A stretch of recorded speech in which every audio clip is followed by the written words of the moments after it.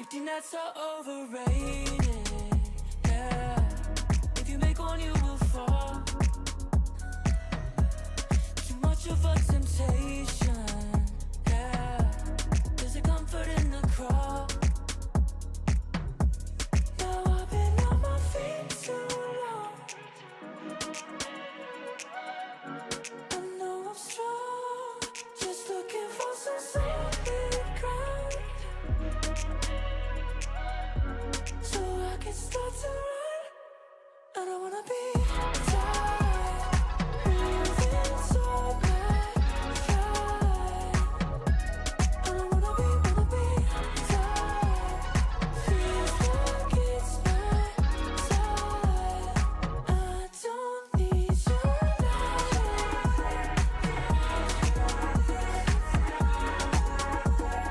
Don't you waste your time.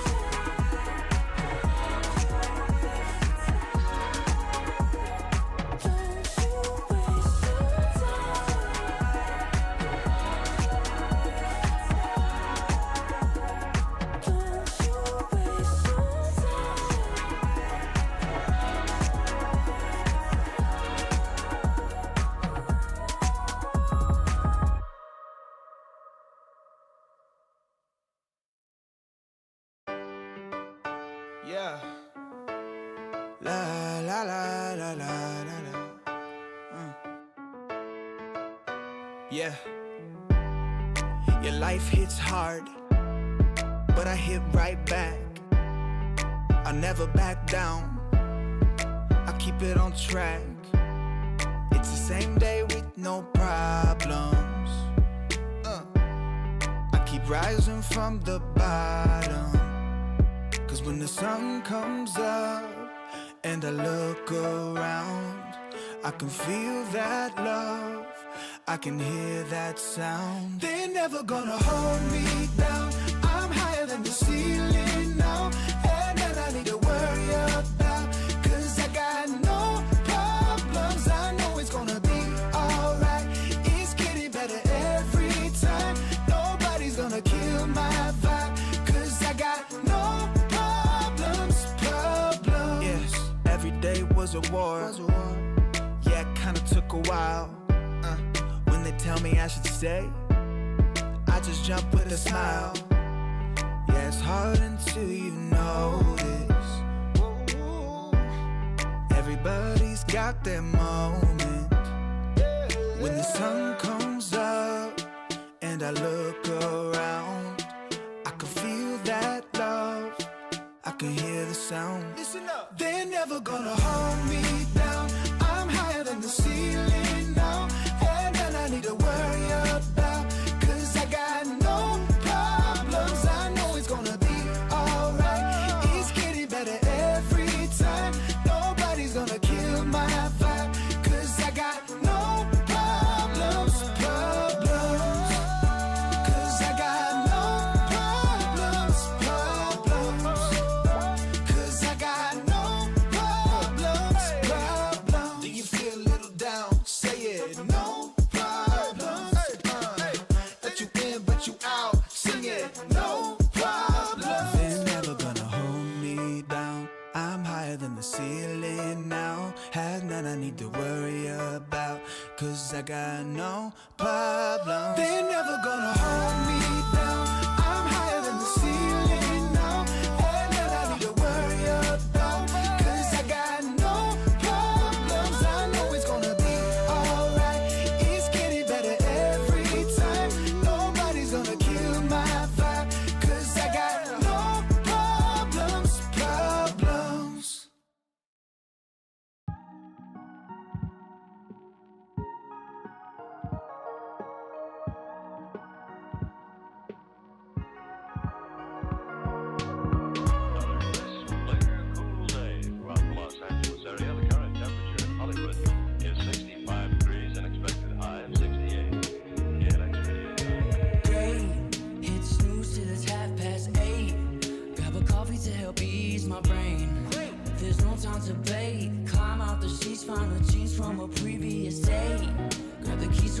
counter, commuting to the city, gonna take another hour. Man, I hate trading time for a way.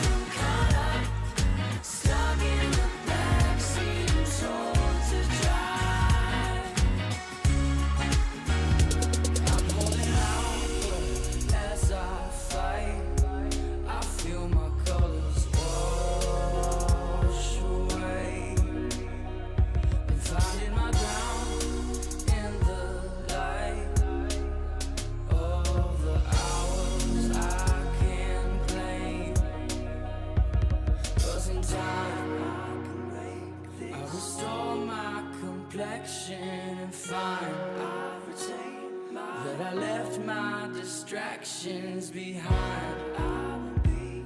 In the meantime, I'll blindfold my pride and keep hold of my time like it's gold. Faded from color, reaching to find when I wonder how. Saying it'll all be fine, while I sit around and waste the time. Faded from color, stuck in the backseat and told to drive.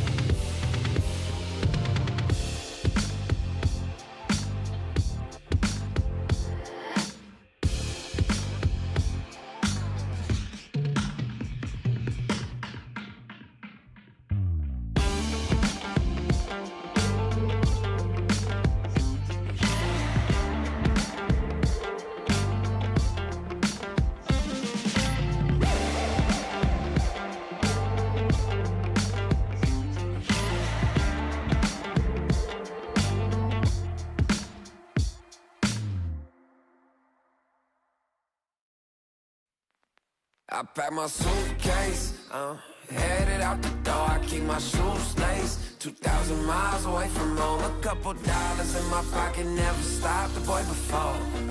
I load my bags and hit the road. Miles past, turning back, found my track, face the fact she a cold one. Never gonna settle for none, stay up every night till I won. Don't want a slow rise now, I'm confident opulence isn't a long ride out. When I look back now, I'm astounded. A quiet boy from old age, but always felt the world was a stage, yeah. I celebrate one last late night, my old life, they stay. I pack my suitcase, headed out the door, I keep my shoes laced. 2,000 miles away from home, a couple dollars in my pocket, never stopped the boy before. I load my bags and hit the road. I'm headed to LA.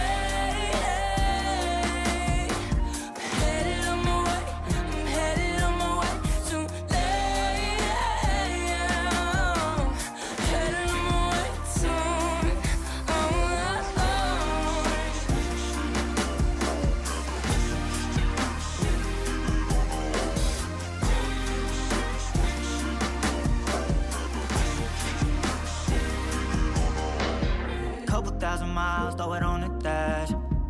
Shit, the 10,000 hours, can't let them pass. Yeah, well, I was putting time in, you was pulled up wildin'. You always had shit to say, now when I see you, it's silence. Thought I'd have a Grammy by 25.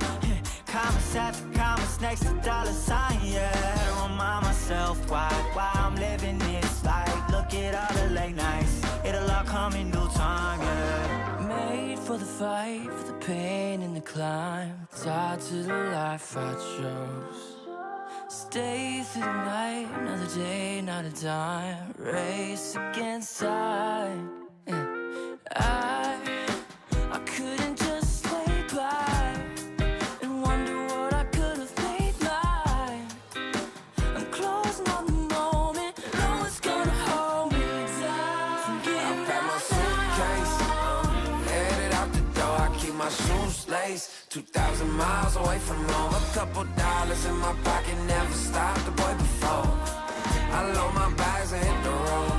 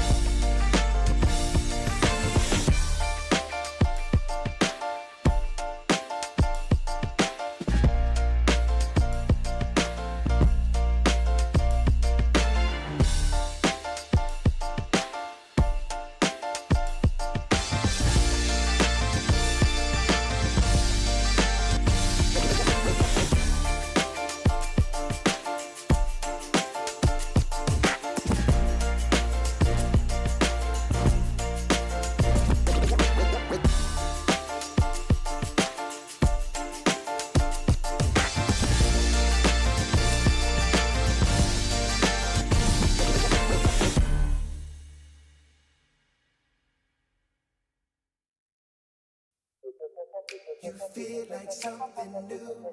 You feel like something. You feel like something new. You feel like something. Don't just stop it. Doing what you do. When I lay back, holding on to you. Ooh, ooh. Feel like something new.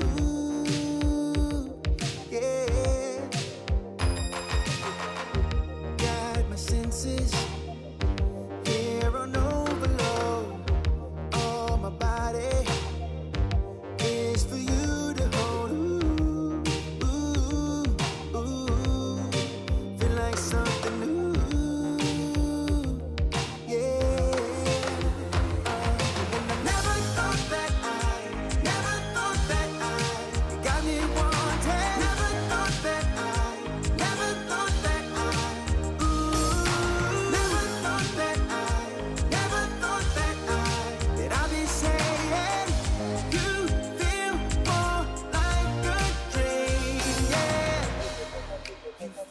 something new.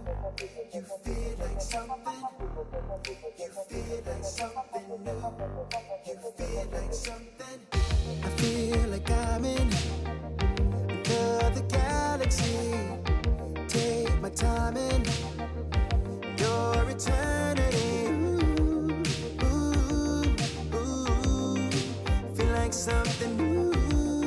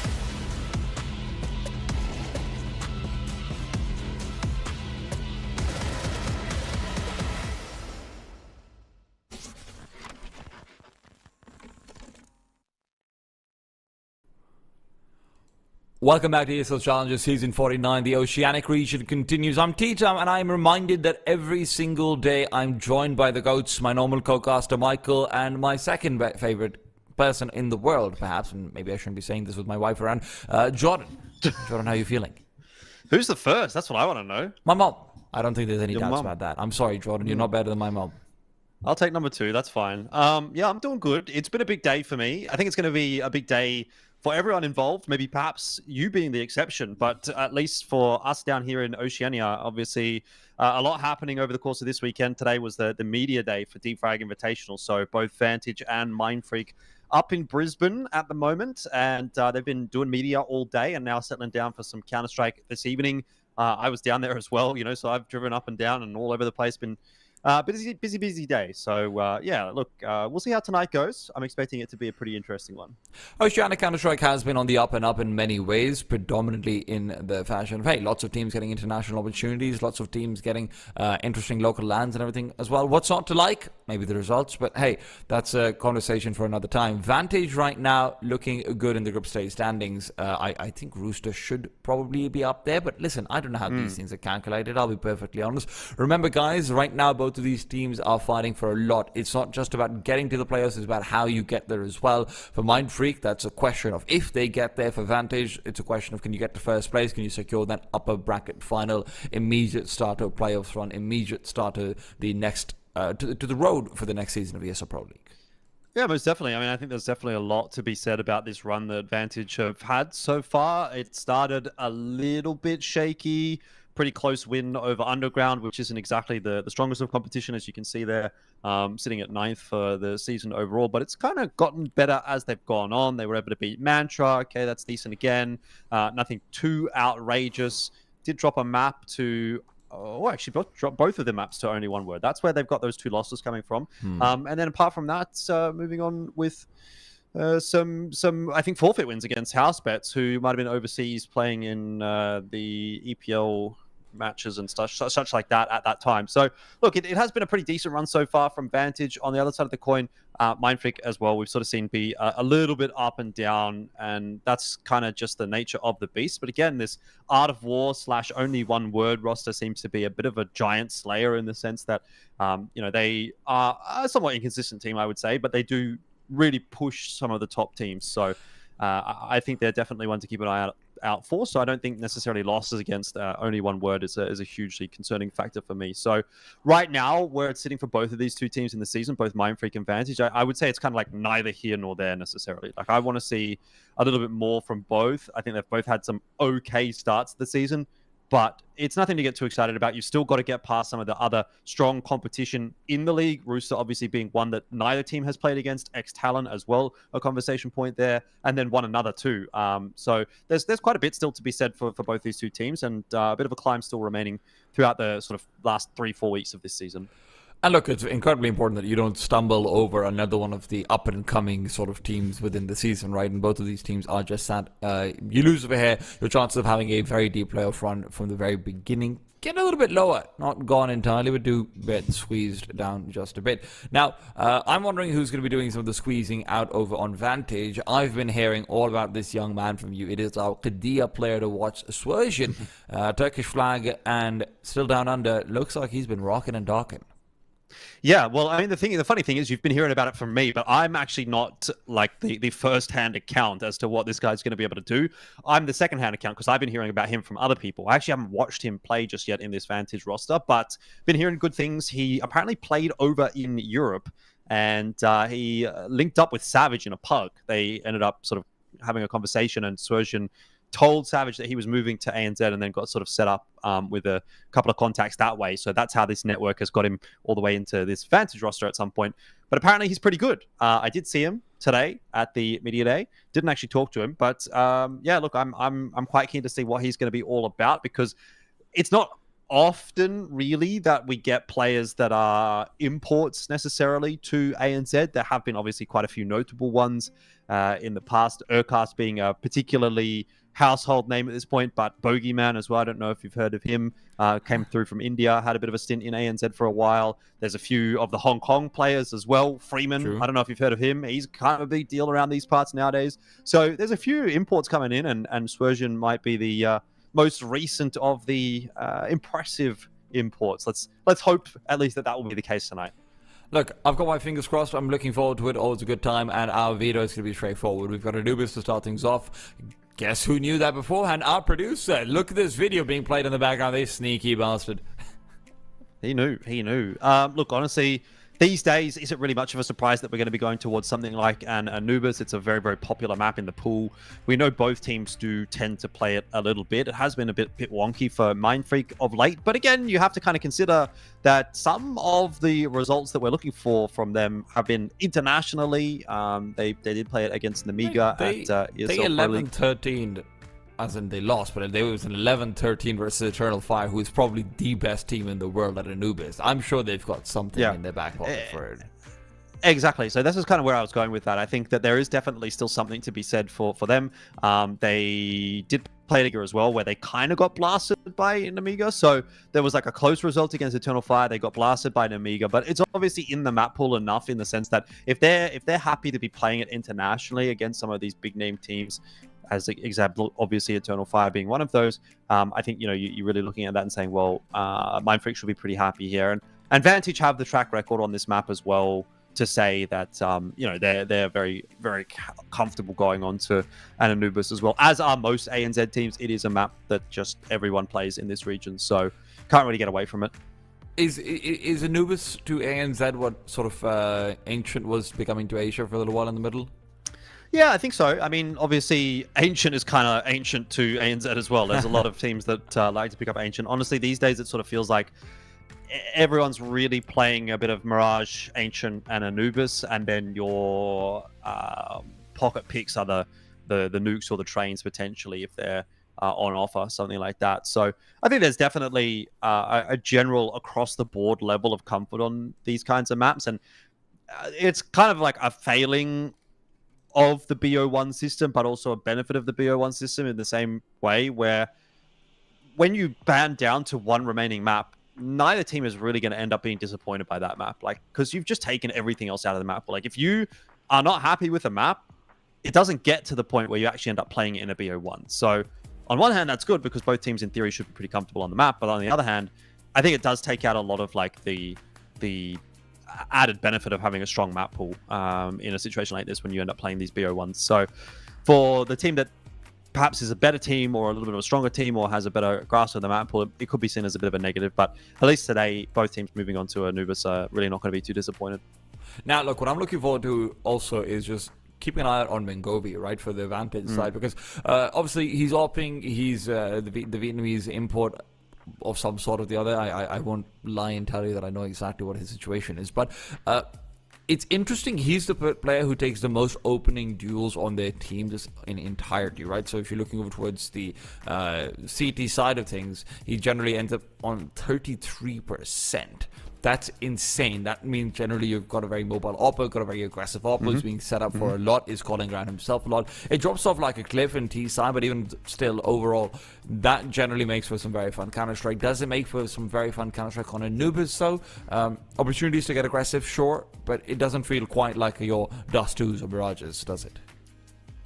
Yeah, but I mean, in saying that, Mengovi, he is kind of like that streaky sort of player where he will definitely be able to take a map away from you if he's having a good day, but on the same token, he could go completely missing. And I think that's kind of what you're going to be able to allude to with those kinds of stats and infer from it what you will. I would say he will have a bit of a handful tonight with Payne. I think Payne's obviously someone that is getting a lot of accolades right now within the ANZ scene. So if we're talking the AWP head-to-head, Mengovi definitely going to have to maybe rein it in a little bit. But, who's to say it's not his night tonight? Well, for now, it's not our turn to say anything, Jordan, because we're going to be going to a quick break while we figure things out. Guys, sorry, we've just got to pull some wires, put them back in, do whatever needs to be done. We'll be back in just a bit.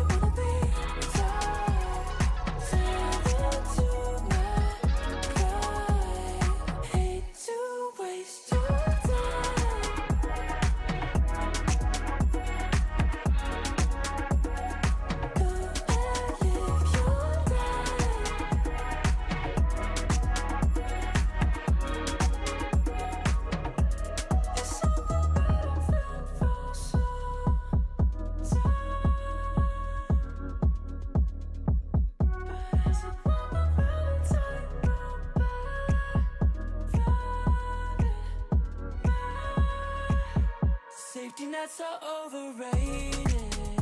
Yeah, if you make one, you will fall. Too much of a temptation. Yeah, there's a comfort in the crawl.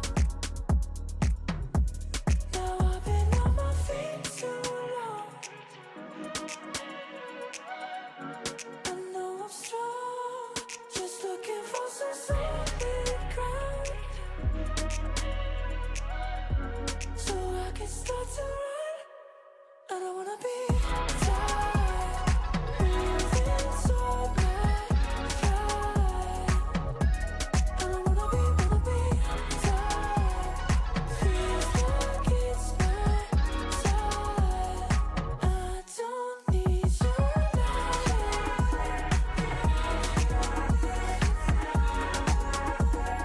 Don't you waste your time.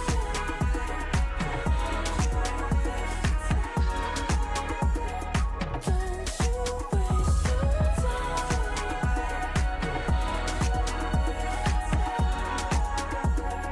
Don't you waste your time.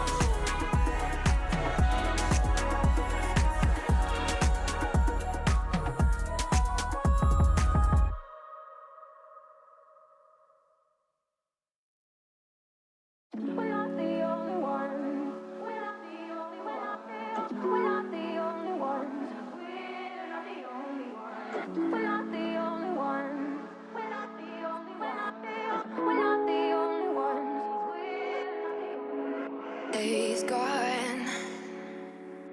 I won't waste another one. All that darkness, it won't set me back again. Oh, I'm not asleep or awake. I won't let the future escape.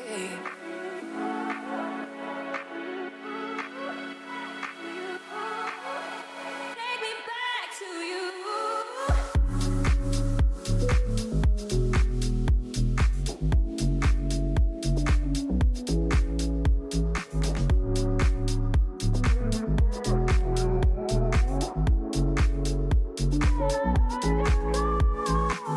We're not the only ones.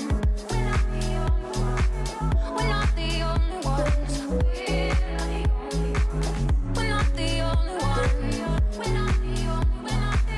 We're not the only ones. We're not the only ones. Heads down. They will watch us shake the ground. Oh, this lightness, it will fill the air around. Oh, I'm not asleep or awake. I won't let the future escape.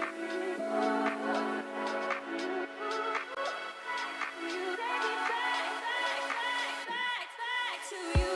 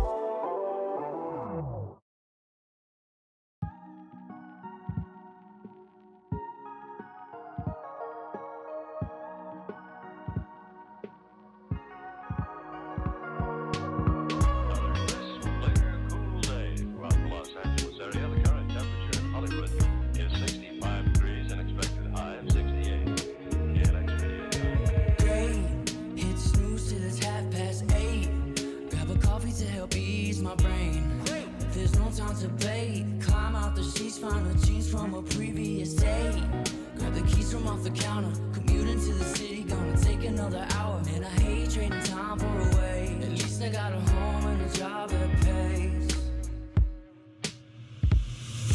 Faded from color, reaching to find when I wonder how. You're saying it'll all be fine. Why you sit around and waste your time? Faded from color, stuck in the backseat and told to drive.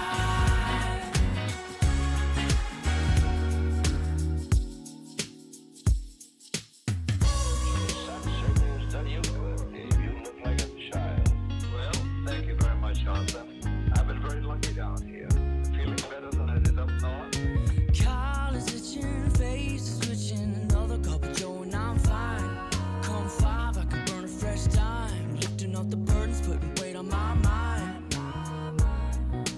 Bet if I didn't chase that and embrace distractions, master my lack of faith and break through. Faded from color, reaching to find when I wonder how. Saying it'll all be fine.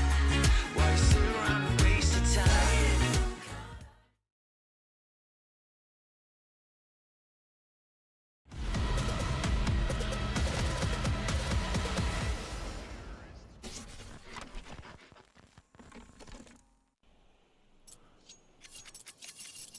Back in we are playing field, and we are going to be starting things off between Vantage and Mindfreak. I'm T-Tom, and I've got Elfish Guy with me in case you weren't tuned in earlier, or you just forgot for some reason. Guys, you might need to eat some almonds for that.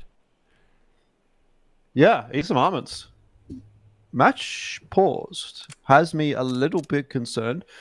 Obviously, there was some issues with everyone getting into the server. That seems to have been sorted out. So now I guess just making sure we're all ready to go before we push that go live button. I'm not sure which admin is adminning tonight. However, I know that Wanda, who's typically the admin here in OS, is at the venue that at least one of these teams is playing at. So that may assist. It shows up, it does him. All right. Which one of you guys Start the don't game. know what an RJ45 is? Well, it's going to be Mindfreak starting things off with a couple of bits and bobs of utility, 2 smokes, a Molotov, and double flashes. The plan might be simple, a B-side hit, but is that what ends up happening over here? Oh, well, we're about to find out. Super.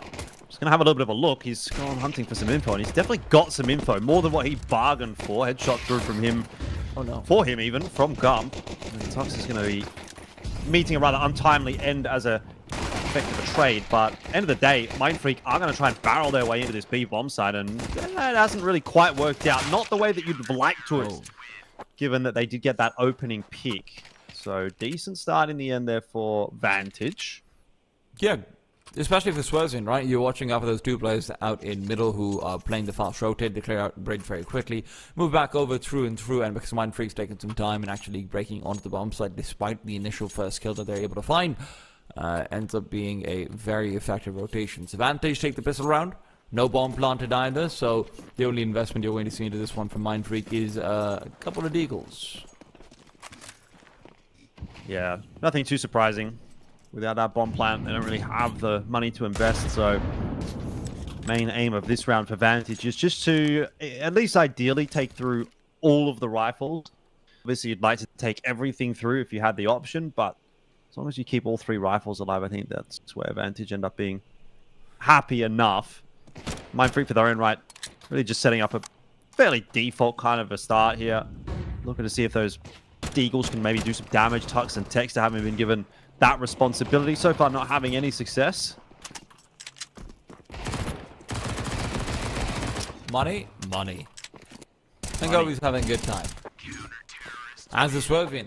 Now, look, if Swerzian is going to be allowed to continually get aggressive through mid, take these individual duels and whatnot, it's very early days, right? But there is a reason why he was our player to watch, and there is a reason why, as many people have been chatting about him. Not everyone gets the vouch from Savage, one of the probably more mechanically skilled players that has come out of Australian Counter-Strike in recent years. Yeah, well, I mean, I don't know necessarily what the rest of the community has to say about Swerzian, but at least there was a few positive things being said today, and he is delivering. But you know, you can't really read too much into a pistol and then an anti-eco. Sure, it's a 6-0 start, but I don't want to get too far ahead of myself just yet. Mindfreak though would like to make sure that he doesn't get too far ahead.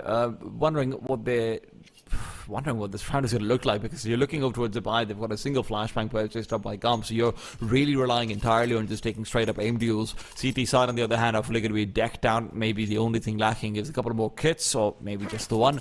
But Drox has got it, and he thinks that's a-okay. So let's see whether Mindfreak can actually rake onto a bomb site this time or not.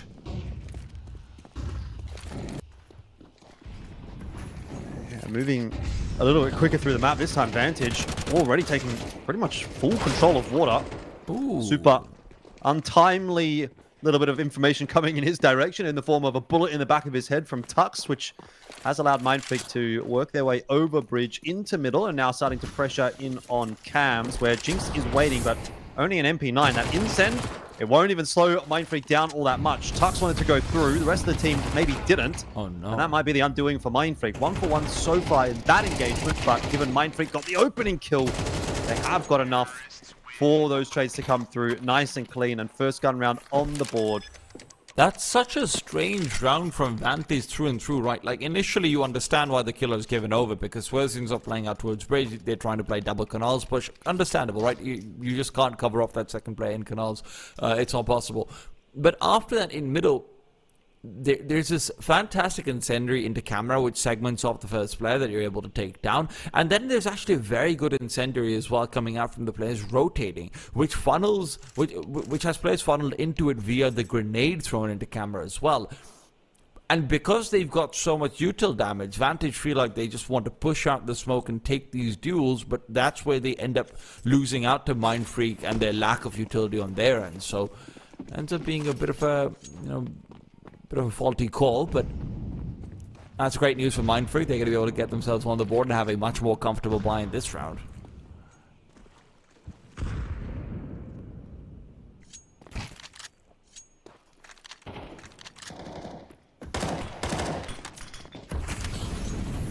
A lot of util being tossed into mid there from Mindfreak. Just trying again to sort of pressure Vantage away from that area of the map. There is a smoke up that Mindfreak are starting to push their way through. The flash was excellent from Tux over the top. Did catch Swerzian. But nice spam from Mingobi. Will at least bring one back. So 4v4 as mid still starts to get collapsed upon by Mindfreak. They are not giving up. Nor is Vantage by the looks of things, because Drox even has phased his way through that smoke. Ends up getting himself one. No more though, as Payne is stable and solid with the AK. And it looks like Mindfreak will get themselves another.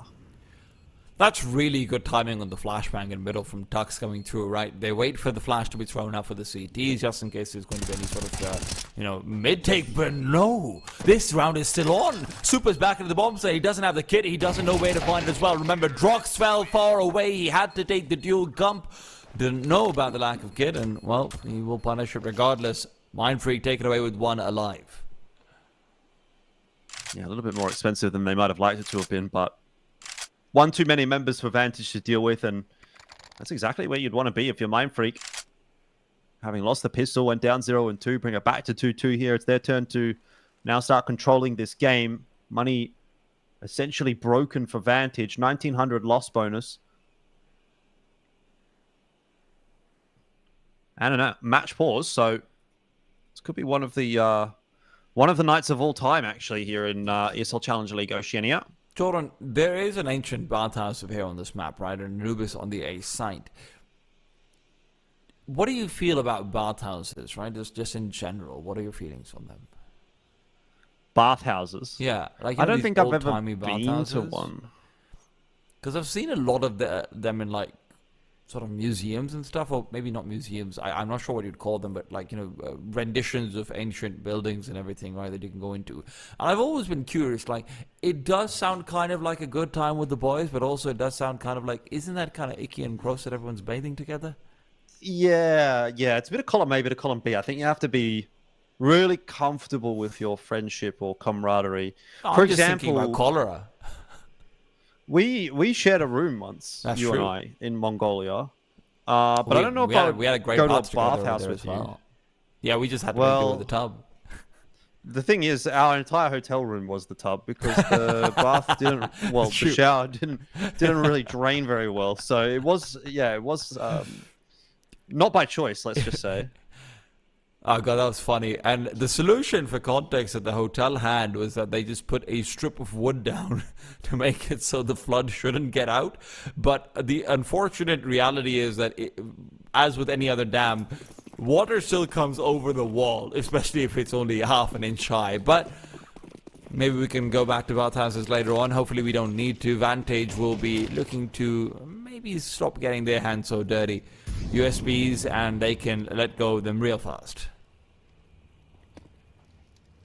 Yep, that's true. Mindfreak, a little bit more of a reserved approach this time around. Typically, they have wanted to try to push their way into water a little bit earlier. But Vantage, it does look like they're trying to play this sort of forward smoke there towards the T stairs that you don't see every day. Nice try. Maybe not a nice try.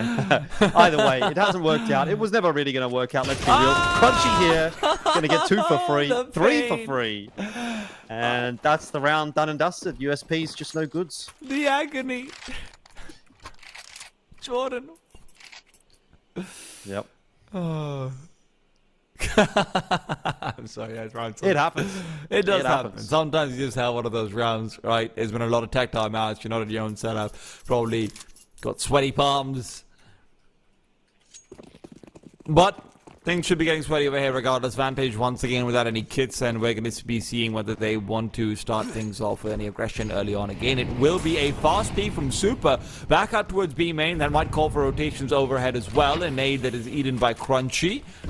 And as Drox and company will start to move back, it's Mindfreak to make a move into middle. Swerzian trying to play around the smoke, the man to watch, but will he give us anything to watch out for? Absolutely not. Texter on the other side takes him down. And that starts off with a very nice lead for Mindfreak. Yeah, once again, Mindfreak looking to dictate these T-side rounds, which is exactly what you want to be doing on Anubis. Drox and Super recontesting into E-Box. Only end up going 1 for 1. It's not enough in a circumstance such as this. However, full rotation has come across from Vantage, so they can defend this site. Super, Jinx, 1 apiece. And all of a sudden it starts to fall apart a little bit for Mindfreak. That is a very nice gamble play from the CT side, bringing all of their members across, and Mindfreak just fold on that B entry. I mean, great stuff from Super in general, right? Going for that incredibly aggressive B main peak. I don't even think he had a flashbang, or maybe just the one. Getting full information, nade out towards Crunch as well, and forcing Mindfreak to contend with the idea that they will not have B main uncontested, then rotates back in. They double swing into Dark as well. That goes less well for them, but I like the decision overall, regardless of the result.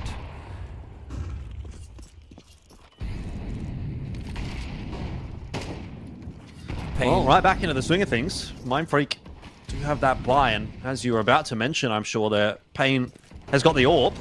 And I've been telling you some nice things about Pain with the orb, so hopefully I'll be proven correct. I was just saying Pain because of what I felt. You're just saying Pain? Yeah. You've been playing too much paddleball or paddle or whatever they call it. Hurt your knees, goodness, old man tea time. That is Pain, but good trade. Yeah. How do you know I hurt my knees? Because we're aging at a similar rate, actually. It's actually insane how fast I get injured, Jordan. It's really sad. Yeah. Yep. Oh, God. And I've seen you run, so, I can put 2 and 2 together and think, that's not a man that's going to have good knees. Well, I have got some needs for good Counter-Strike, and hopefully we're about to have that fulfilled over here in this round. It is going to be a collapse onto B that is being planned out, not much utility, so you're watching out for that Drox flashbang to be doing a lot. There is a Molotov, but it's in the hands of Pain, and he doesn't want to be in position to deploy it. Head gone, Super out, and Drox will get the flashbang, but it's a slow-labored kill. Will move back into his opponent's smokes to find solace and safety, but it will not be a bomb site that they are able to defend. It will have to be a bomb site to reclaim, and with Pain finding another frag, difficulties will be found in that. Yeah, very back and forth game at the moment, which honestly, look, you would typically not want to take that as a CT side, just purely from the economic situation being a little worse on the CT side. You don't really want to be trading 1-for-1 and such, but when you're on the CT side of Anubis, which I believe at the moment is the most T-sided map in the pool, I think you actually say, look, if we can get 1 out of every 2 rounds, you know, whether our economy is cooked or not at the end of that, if we're here at 3-4 or 4-3, we're not actually in such a bad spot. So Mindfreak are, I would say, just holding on to maybe the par score at this point in time, but there's definitely enough to be said here to kind of keep things interesting for Vantage at the moment, even though the money's really bad, they're down on rounds. It's obviously just the fact that the map is so biased towards the T side at the moment, still weighing in the back of my mind. I think the only thing that is sort of where I would draw away from that is we aren't going to get the Mingovi op if things continue on like this, right? And that is something to look forward to. That is something that, you know, they do base a lot of their CT side around. So I'm a little bit disappointed about that, but hopefully, you know, if he gets a couple of kills over here, if anything like that transpires, I don't know. I'm asking for a lot, but let's see whether they can deliver. Jinx will be peeking through. They don't have flashes with that. It's going to be delayed. Jinx might want to re-peek, and now come the flashes. Jinx is already gone. I mean, that is interesting timing for Mingovia. I will not lie to you. The fact that they're double swinging out into B main, they really must be reading that it's only one player, or at least hoping for that. Yeah, look, at this point, I guess, you know, you don't have a lot to work with as Vantage in that round, so you are just trying to do something a little bit unorthodox. See what you can get done, if you can maybe catch a nice timing, something to that effect. Didn't happen, as we saw. So 5-3 the lead for Mindfreak as they progress nicely through this T side, but now we're kind of getting into that swing round territory where this half can go one of 2 ways. It can continue on the current trajectory, Mindfreak continue to win rounds on the T side, end up posting a pretty solid first half score, something like a 7-5 or an 8-4, dare I say even a 9-3, but more likely, you know, leaning towards one of the 2 former. Or Vantage can pick this round up and we continue that sort of back and forth shenanigans for another, you know, 2-3 rounds potentially. Super. Until that economy breaks. Knife out, Bull rushes forward. Crunchy was there to receive this time, but he doesn't get the kill. So information gained by Super, even if it might not be much. The problem is, Pain doesn't gain info, Pain gains kills. Yeah, that typically tends to be the way that he plays. This time, Crunchy gonna get info, but no kills. So we are back to the 4-on-4, but Drox is a little bit isolated outside of B main here, and Texter, well, he's not going to be the kind of player that will shy away from a fight.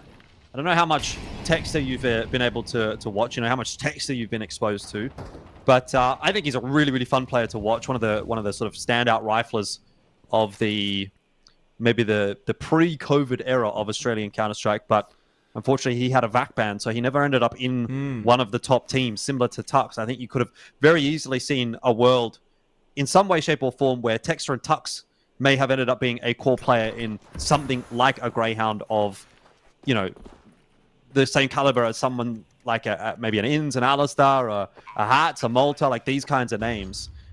They were all around the same time as Tux and Texter were performing very, very well domestically, but just didn't get that same opportunity internationally. So it's kind of cool to see them back. We'll see what they can do on this 3-on-3 post plant. Tux is waiting for the push forward. It'll be a double swing out towards him, but before that, Pain's already covered off the one. Trade comes in. Pain is just dominating them right now.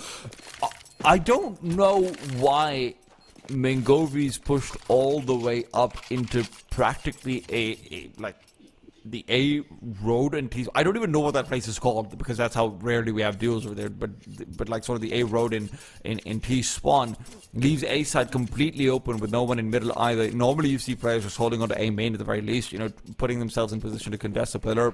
post-spawn, which is obviously what Pain ends up getting. So Mindfreak are now up to 6-3, and Vantage, while they might have been content with 4 or 5 rounds, it looks like it's becoming increasingly unlikely that they'll be able to truly fight for that. Yeah, I agree. Vantage being a little bit manhandled at the moment. But I'm still not prepared to write them off just yet. You're optimistic, 5 sevens. Jordan. That's why I love you. No, I don't think it's optimism. I think it's the opposite. I think it's I've been jaded by a little bit too much ANZ Counter-Strike in my time. I would say never, right? It's just one of those regions, particularly at a level like this, that there can be some serious inconsistencies, even just from half to half. I think Mindfreak typically are a little better about that than most teams. Like when they're on, they do typically sort of put games away.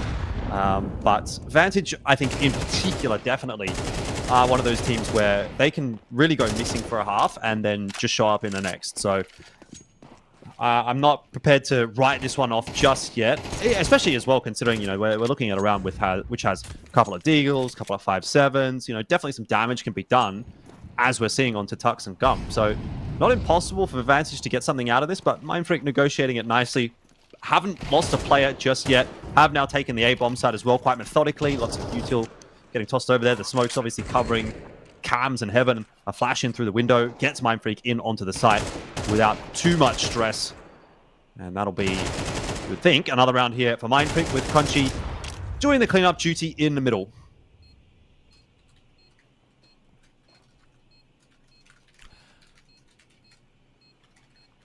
I'm just looking forward to the off from Mongovi now coming up. We've seen so much performance from Pain.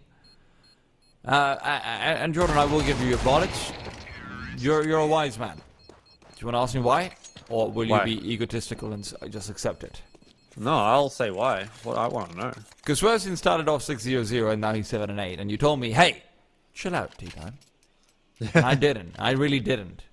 Now I'm being forced to. Yep. On the other hand, I did sort of say Pain typically pretty good, has been pretty good. Texter typically pretty good, has been pretty good. Actually, I think the most interesting part of this Mindfreak roster for me at the moment is actually Crunchy, because he is the newest member into this team, Ricky having been replaced and Crunchy coming in. I don't think Crunchy would have been one of the first names on people's lips necessarily.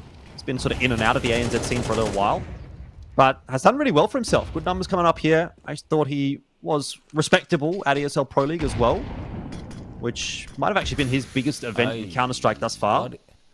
What the hell is that smoke supposed to be doing? Maybe it just missed the door. Feels like it might have.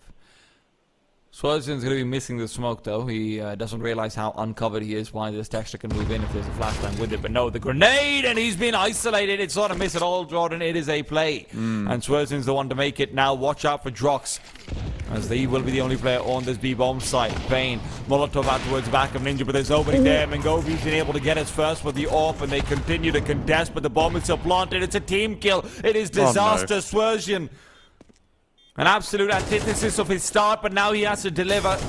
Back into the bomb site he goes, spamming away. Jinx providing cover fire while Tux is taken down, and Swerzian hippity hopping out, but Pain is now covering. The AK will find him. Swerzian taken down. Jinx in a 1-on-2, and although there's a flashbang straight into Dark, the time being bought is all enough. Jinx cannot get onto the bomb in time. He knows it as well. Moves away from it. Crunchy's found. He's got it somehow. Crunchy reveals himself through the smoke. It'll be down to the wire, and he gets it done. Saves the AWP as well. Yeah, I was watching that round and I'm thinking we're going to 9-3. But not the case. A battle for 8-4 is on the cards for Mindfreak here, but Vantage, they'll be looking for a little bit more. If they could get the 5th here, it would be a massive salvage at the end of the half. It's been quite a tough half for them. They've been kind of getting battered a little bit, but if you walk away from this half with 5 rounds on the CT side, I don't think you're mad at all as Vantage. And they have a very real opportunity of doing that. Decent enough by through, even though they only had the 1 gun remaining at the end of the last round. So it's all to play for in this final round of the half. Mindfreak going to be kicking themselves a little bit for not converting that round. That looked very winnable, but Texter, as he often does, has taken matters into his own hands early in the round. Entry fragging for Mindfreak. Oh. There's so much juice being squeezed out from everybody over here, Jordan. Won't always be pretty. Drock's position is good, but it's not good enough. He misses his first few shots, and Tux will take him apart. Now this A-bomb side comes under risk of attack once again, but Tex does not clear the angle. Super finds him. Now it's Gump's turn to have a little bit of a look-see. He should be getting some assistance from his teammates. There's going to be the flash toss in by Payne, which will allow Gump to go forward. Nobody here on the site itself. Has allowed nice entry for Mindfreak. And I think a retake here is pretty wishful thinking for Vantage. Well, they're going to make a wish regardless, I suppose, Jordan. Gonna have to. That's the thing about make-a-wishes. Sometimes they end up dead afterwards. Mingovi is displaying us that very fact. 4-8, we're off to a halftime break. We'll be back after just a bit.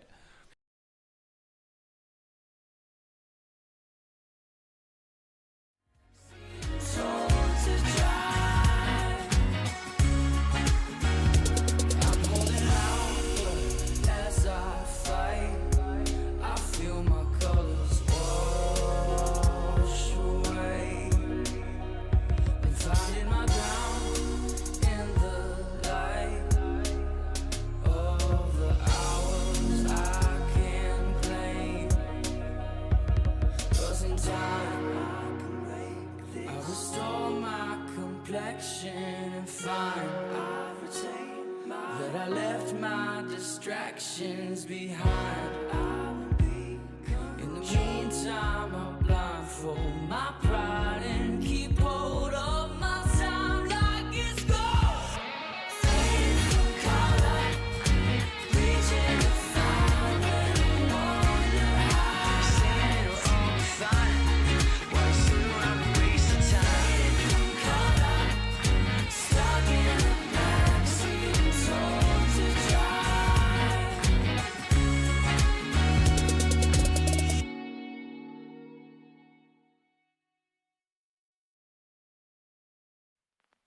I pack my suitcase, headed out the door. I keep my shoes laced. 2,000 miles away from home. A couple dollars in my pocket, never stopped the boy before. I load my bags and hit the road. Miles past, turning back, found my track, face the fact, she a cold one. Never gonna settle for none. Stay up every night till I won.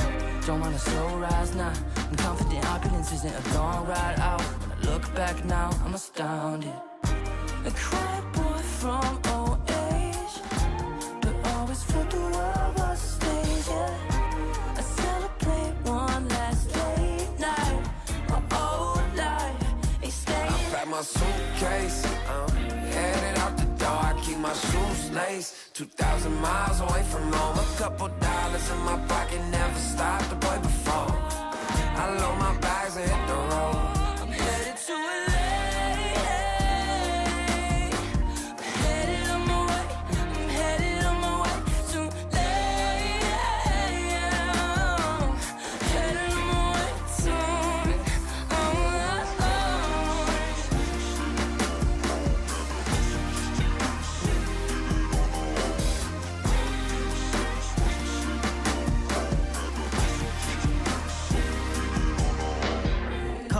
Miles, throw it on the dash.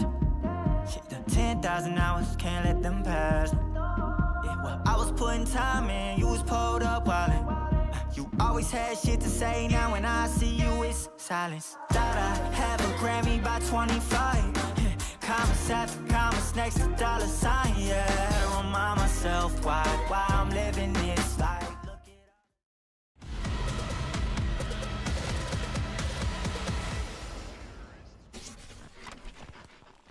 A pistol loss does not stop Mindfreak from putting themselves in an excellent position in that first half, 8-4, and now they hope to turn their tides with a pistol win. It's going to be straight down the middle with Texter opening up, Jinx to trade, Crunchy to keep an eye out for. 16 kills so far, and he would love to make it 20 over here. With 4 players running out at him, it feels unlikely, but you know what? Why not dream? And why not be on A? That's what Vantage says. It's a great mid-round call there from Vantage to go back over to A. I think initially, just based on the way that they were moving, they were kind of intending to go towards B, but recognizing that that was where the stack was, they saw 2 players in towards Cave, And they decided they don't want a bar of it. Free plan on A. Already a great start to the pistol. And it looks like it might be converted again for Vantage. Mindfreak will be pistol-less unless it's paying to do some damage here. And he has got himself a nice headshot there onto Mingovi. With some time left to play, we'll get that reload off. 16 bullets remaining. Gonna need to get onto the defuse pretty shortly. But you're right, he's got a kit available, so that is going to help out. And Drox is also low, so a big 1-2 punch right here would have been enough. Hasn't got that headshot onto Super. He's going to stick the defuse here and hope there's no swing. Of course, there will be. And Super finishes it off. It is another pistol round for Vantage.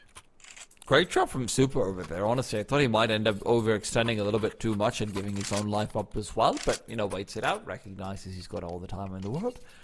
And yeah. Vantage have been popping pistols like pimples. It's fun, but it doesn't always end well. No. You end up getting a scar of some sort. Everyone says that, but I've never actually gotten a scar from popping a pimple. Yeah, neither have I, honestly. But that's what I say it too. Yeah. You know, I want to be down. That's true. Cool. Well, it's not too cool out for Gump. He's got fire in front of him, and he's firing away as well. Tux steals his kill. God damn it, Tux. But there is an Mac-10 and a Galil in middle to be recovered. There are reasons to save over here for Mindfreak. I don't know whether they will subscribe to them or not.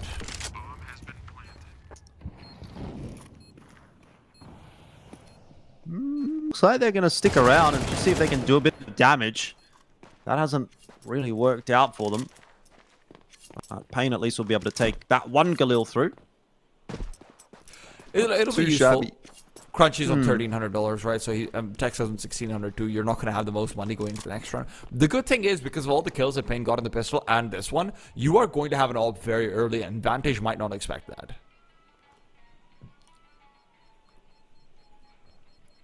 Oh, would you buy that rug? Right there in my face? Probably. Yeah. I think it's actually not too bad. It's pretty nice, isn't it? I'm actually kind of a fan of that style of rug. I don't know what that's called. I think these are like Persian rugs. Persian rugs, yeah. I was going to say Egyptian, but that sounds better. Well, it is in Egypt, because, I guess. Yeah, exactly. Grandma used to have them in her house Really? all over the place. She's German. So no real to anything to do with Persia or Egypt. I think she just liked them. And therefore, I spent a lot of my childhood around those kinds of rugs. So All right. I might get one day. Okay. I'll bring you one next time we meet. Yeah. Last time you got me a pet. Well, I like you more now, Jordan. I think be a bit more frankly. I think the rug might be harder to carry in a To be suitcase. fair, by the way, I never told you this. While we have a slow start to this round, maybe not. I actually got in trouble at the airport one time for that pen because it's like, if you remember, it's like a tip pen, if that makes sense. Yeah, like yeah. it's fancy, and they were like looking at it and they're like, they were really sus on that one pen in particular. They maybe like take it out. And I'm like, and they're like, what is this? I'm like, it's a pen. Like, if you want it, you can keep it. Like, pen. It's got sentimental value to me. It was the first time I ever met Tea Time, but they don't give a shit about that. So anyway, I got to keep the pen, but they were real sus on it. Do you have any knives in your bag? I'm like, no. No. Only in my Steam account, baby. Yeah, well, just one actually. But yeah, it was an interesting. Only one that's ever happened, but I've still got it. It's also interesting that we're going to have a late round finish over here without any flashbangs. Texter and Gump will come out on top because of it. Gump could use a flashbang of his own, but he won't be having one. Tux can rotate over to try and cover his cross, though. And there's no Molotov, so Gump just gets a straight 1-for-1. Bringing up to 2 overall. Vantage, unfortunately, waiting too long to use those bits and bobs, and now they've been bought out of this round, perhaps. Mingovi, bomb being tapped, will not be taken down. Crunchy's incendiary would have dissuaded him regardless, but it is the 9th round now out for Mindfreak. Yeah, very nice round as well. It's super nice to get that first gun round on the CT side here as Mindfreak, right? You lost both the pistols. That's not a great feeling. You have this big advantage going into the second half, but you can see it just very quickly flashing away before your eyes, disappearing if you don't get that gun round. But the fact that they do get that gun round, it maintains their pretty significant amount of control over this game at the moment. Vantage are down to this sort of, say, half by force by type situation, and Mindfreak with the opportunity to really put themselves in that position to close this map out. Oh. Halfway executed on the B-bomb side is a classic. But Payne's on the other side, and he's been hitting some pretty classic shots so far. Flashed away and flashed off completely. Still, just for the head. Looks for more around the corner of that pillar. It is Shocks to be found, and not a single kill for Vantage. We'll be connecting 10 now on the board for Mindfreak. This could be over. It could be indeed. Is in all sorts for Vantage moments, so they're going to have to take a save. Listen, Jordan, you know what? While we have an anti-eco, I will add, it is so funny to me that you become just 0.01% more Pakistani and you start getting into trouble at airports immediately. Yeah. One pen from Pakistan and they're like, you're on a list. You're on a list. It's the sparkly green pen. It's like those. You feel like you'd be on the very good at Anubis because of how T-sided it is. No, don't say that. Vantage, by the way, speaking of T-sided, have picked themselves up a couple of deagles right here and done a bit of work. Crunchy and Texter not allowed to play this round, and actually this really starts to look problematic for Mindfreak. And that is not going to help Payne on the push. Oh, Jinx gets the double. What are these deagles from Vantage? This round has just come out of nowhere. And just as it looked like Mindfreak should win the map, all of a sudden, we're right back to square one. As Vantage pull their way back into it, they are going to have to get through another buy right here. But if Vantage can get through this buy, Mindfreak are completely broke. I don't know what to say about that round. That's just shooty bang bang right there. Yeah, and it's really good looking shooty bang. And now listen, Mindfreak, they will at least have a chance to have a fair fight back, but it's with Payne not having Kevlar, with Payne not having utility, and Payne being left alone on this A side. Gets aggressive regardless. He's going in. He will be traded. He's got an aggro without Kevlar. He's absolutely a madman. Go pulls out utility as well. He refaces, gets two. Somehow this is going the way of Mindfreak. But it still is Swerzian alive, and the man who started with a 600 would really like to make this a 12-14. Not quite very impressive, but the score up top is what matters the most. Never forget. Yeah, this is a good response from Mindfreak for sure.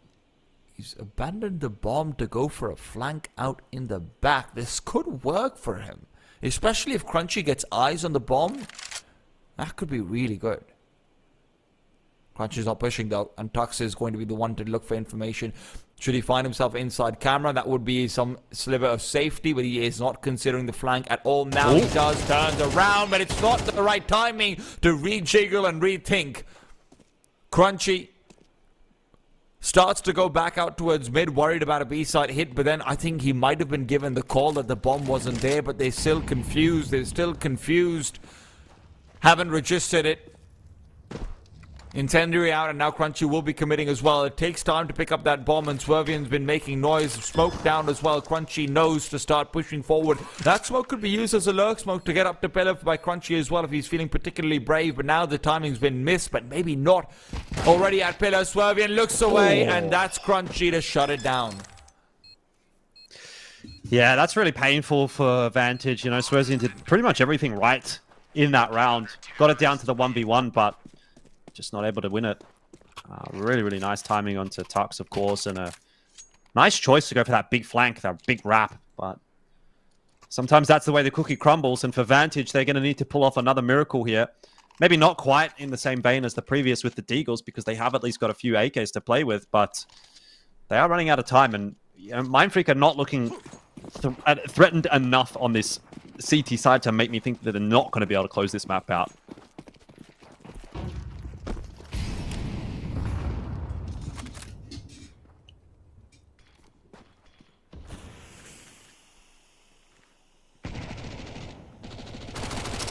I love this position from Payne. Obviously, we saw Vantage going for a couple of aggressive canals, hits themselves as well. This is very different. This is hoping to use that deep A stair smoke to just try and find the single duel and back off. Not relying on it to get map control, just relying on it to get an advantage. Tux, in the meanwhile, keeps jiggling out over towards B main and making sure that There isn't a commitment coming in through there, so it's a very nicely put together CT side start. Payne's also rotated back over to the A side. That is where the action looks to transpire. Yeah, not a huge amount of information on offer for Mindfreak. The only bit of information really being Crunchy having a look in E-Box. So that's why they're going to have a bit of a peek here at A main. Gump, the point man with the MP9, is going to come swinging back across as Texter picks up a kill over on A main. And Swerzian will go down to that MP9. Payne playing the swivel pivot role and making it look quite easy in the end as Mindfreak as they get their way up to 12. Vantage are, I think, doomed on this map. That actually was a pretty decently thought out timing to go for the A side hit for Vantage, right? You saw Gump being forced to rotate back because Payne was being put under pressure from camera. But the problem is that the double swing never came onto Texter. Mingovi had the bomb and he starts to rethink. And this is the issue with having the bomb on a side with only 2 players, right? Because you started off in a 4 versus 5. Mingovi just doesn't swing to trade Texter. Mingovi just doesn't swing to commit and try and actually get a fight into A main. And with that, by the time it becomes a relevant double peak on any of these angles, you've just lost all the 1v1s in the world. Well, we'll see if the Tech9s can get the work done that the Deagles were able to do earlier on in the piece. It'll presumably be a little bit of a faster approach this time from Vantage. Already managed to get a couple of players up canal. Tux will be safe from that molly. The smoke still yet to dissipate, but holding a nade in hand is a real big problem. It leaves it on to Texter and Crunchy, who do a wonderful job on the initial hold. And that is about as clean as you could hope from Mindfreak. Just Mingovi left alive. This should be 13-7. Mingovi to try to save the day, but it feels too much, and it is. That is the end of the map, and Mindfreak will take the lead in this series. Very nicely done from Mindfreak overall. The fact that you're losing out both pistols and conversions and you're still able to get the lead, that's very, very good. And let's not forget, one of the other big rounds that was actually found was Jinx's 4K, with starting off with 3 on the Deagle and 1 on the saved AK, right? So considering that, that makes it 5 out of the 7 rounds that Vantage are able to find are off of ecos or pistol rounds. This was an incredibly dominant performance from Mindfreak. Yep, 100% agree, which is really good to see, because I was sort of wondering what's their level going to look like coming back off of ESL Pro League. It is an ever-present conversation when an ANZ team gets to go and play overseas. That opportunity inevitably leads to some degree of experience, and you get to play against better teams, yada yada. Does that translate into performances domestically? Sometimes yes, sometimes no. In this case, it looks like Mindfreak have kind of hit the ground running as they return back into ANZ. We only have to look back at the last matchup that they played, which was back in February, and some reasonably close maps there as well. But again, Mindfreak 3-0 against Vantage so far this year. Swerzian, our player to watch, didn't really set the world on fire. Yeah. Unfortunately, our selection for the player to watch this time doesn't go the best. Swerzian starts off really hot. I'm thinking, my God, this is Jordan knows everything. And then Jordan tells me to chill out. And that's when I think Swerzian might have heard that too. Jordan, you're pretty close to Brisbane, right? Because he chilled the hell out. Hopefully he can wake up for that next map. We're going to be coming back with map number 2 or BO1 number 2 between Mindfreak and Vantage after just a bit. Stay tuned. Don't go anywhere.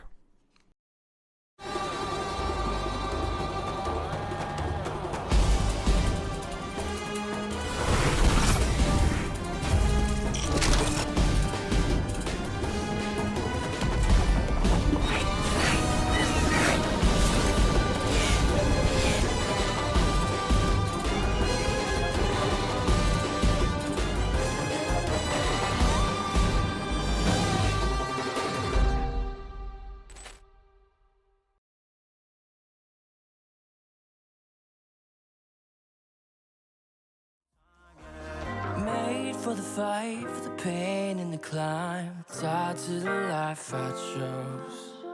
Stay through the night, another day, not a dime. Race against time.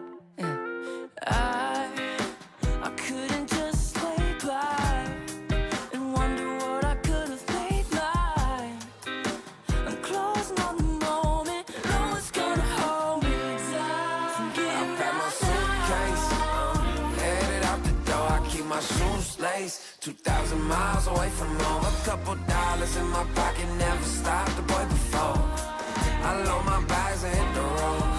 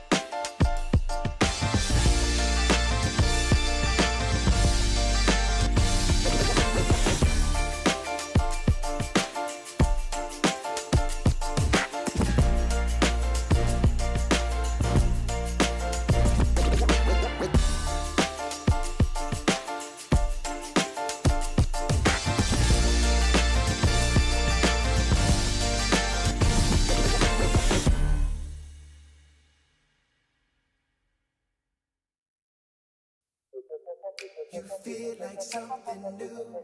You feel like something. You feel like something new. You feel like something. Don't just stop it. Doing what you do. When I lay back, holding on to you.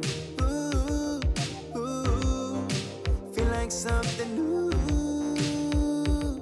Yeah. Got my senses here on overload. All my body is for you to hold. Ooh, ooh, ooh, feel like something new. Yeah. And I never thought that you got me wanting. Never thought that ooh, never thought that I'd be saying you feel more like a dream. Yeah. You feel like something new. You feel like something. You feel like something new. You feel like something. I feel like I'm in another galaxy. Take my time in your eternity. Ooh, ooh, ooh, feel like something new. Yeah. And I never thought that you got me wanting. Never thought that ooh, never thought that I'd be saying you feel more like a dream. Yeah. Feel like something. You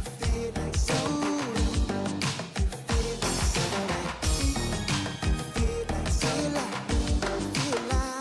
something. You feel like something. Think you've seen it all? With Faceit Watch's Point of View Selector, you can experience the game from any pro's perspective. Use the multi-view feature and customize the stream with up to 4 angles. Control what points you see while earning rewards. Drops are activated and lucky winners will receive Faceit points. And if you ever miss a match, VODs are now available.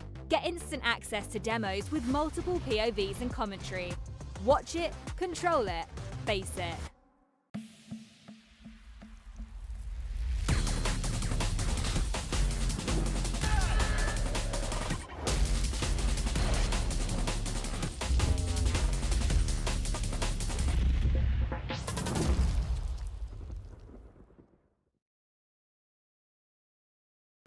Damn, guys, we almost had this.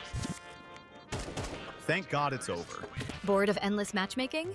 Take your first step towards ECL, experiencing real strategies against teams of your skill. Learn more at fce.gg/ECL.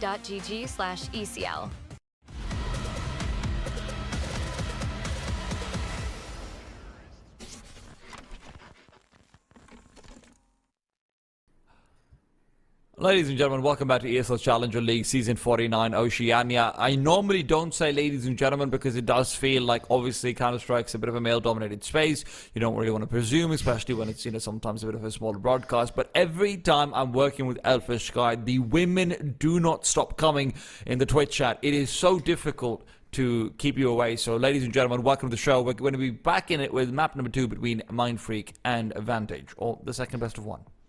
Yeah, look, I think there's definitely still a lot more to be said for Vantage than what they showed us there on Anubis, particularly given the fact that they did grab both of the pistols. I'm not sure that they would have been super enthused with the accounting that they gave for themselves, but Dust 2, a map that we've seen from them quite a lot throughout this season. So again, moving into somewhat comfort territory, and they'll be happy, I think, to be moving over here as well after that Anubis. They'll just want to forget about that one, jump onto another map that they've had some success on, and see what they can do.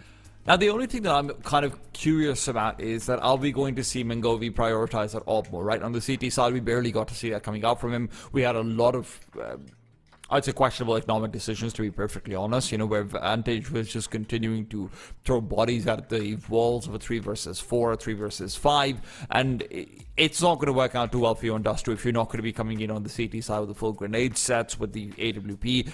So much of the current metagame around CT side also has involved dropping nades in spawn for so long, especially because of the elevation to short that was added in about a year ago now.